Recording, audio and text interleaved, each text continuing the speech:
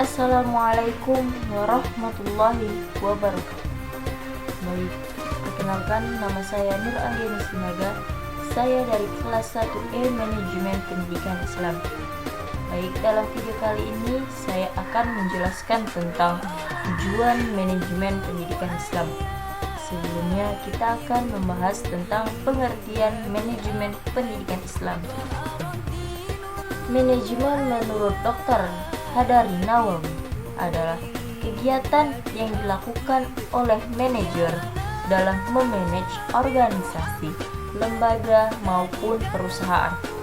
Kemudian, manajemen pendidikan adalah kegiatan untuk mengendalikan dan mengumpulkan beberapa sumber terkait dengan dunia pendidikan sehingga dapat fokus untuk mencapai tujuan yang telah ditetapkan yang sesuai dengan pendidikan yang telah diterapkan. Manajemen pendidikan Islam merupakan aktivitas untuk memobilisasi atau memadukan sumber daya pendidikan Islam dalam rangka untuk mencapai tujuan pendidikan Islam secara efektif dan efisien. Kemudian kita akan membahas tentang dasar-dasar manajemen pendidikan Islam. Dasar-dasar manajemen pendidikan Islam ini terbagi menjadi 3. Yang pertama yaitu Al-Quran, yang kedua As-Sunnah, yang ketiga perundang-undangan yang telah sesuai dengan Indonesia. Yang pertama yaitu kita bahas tentang Al-Quran. Banyak ayat Al-Quran yang bisa menjadi dasar-dasar manajemen pendidikan Islam. Salah satunya yaitu Quran Surah At-Taubah ayat 22 yang artinya tidak sepatutnya bagi mukminin itu pergi semuanya ke medan perang. Mengapa tidak pergi dari tiap-tiap kelompok? Di antaranya mereka beberapa orang mungkin untuk memperdalam pengetahuan tentang agama dan untuk memberikan peringatan kepada kaumnya apabila mereka telah kembali kepadanya, supaya mereka itu supaya mereka itu dapat menjaga dirinya. Quran Surah At-Taubah ayat 22.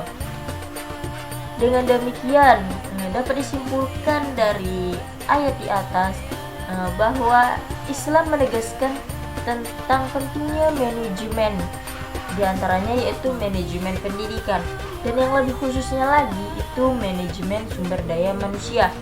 Kemudian yang kedua yaitu As-Sunnah. Rasulullah SAW merupakan juru didik dan beliau juga menjunjung tinggi terhadap pendidikan dan memotivasi umatnya agar berkiprah dalam pendidikan dan pengajaran.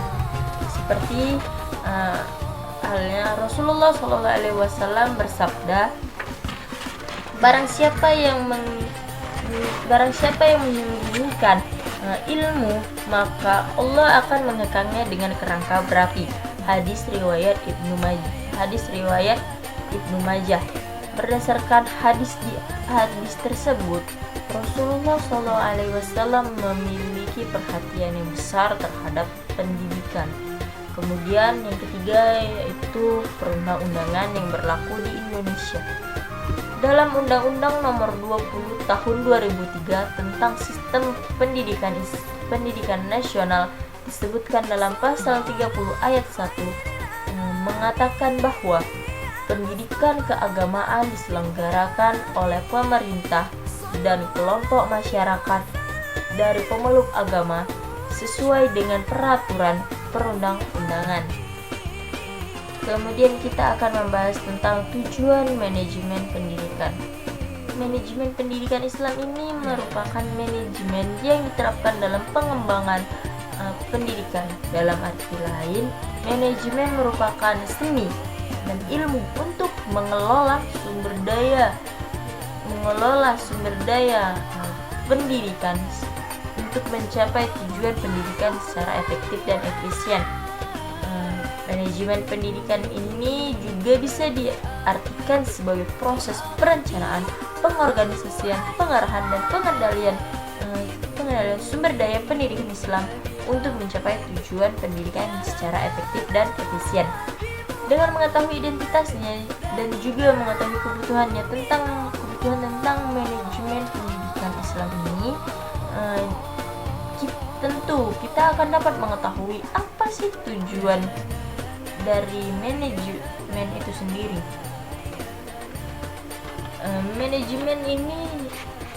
Tujuan manajemen pendidikan Islam yaitu menggunakan dan mengelola sumber daya pendidikan Islam secara efektif dan efisien untuk mencapai tujuan pengembangan kemajuan dan kualitas proses dan hasil pendidikan itu sendiri. Kemudian sumber daya pendidikan Islam itu setidak-tidaknya menyangkut peserta didik, pendidik, dan lembaga kependidikan, termasuk di dalamnya yaitu bagian administrasi, kurikulum, sarana dan prasarana, program pendidikan, biaya keuangan, informasi, proses belajar dan mengajar atau pelaksanaan pendidikan lingkungan itu sendiri.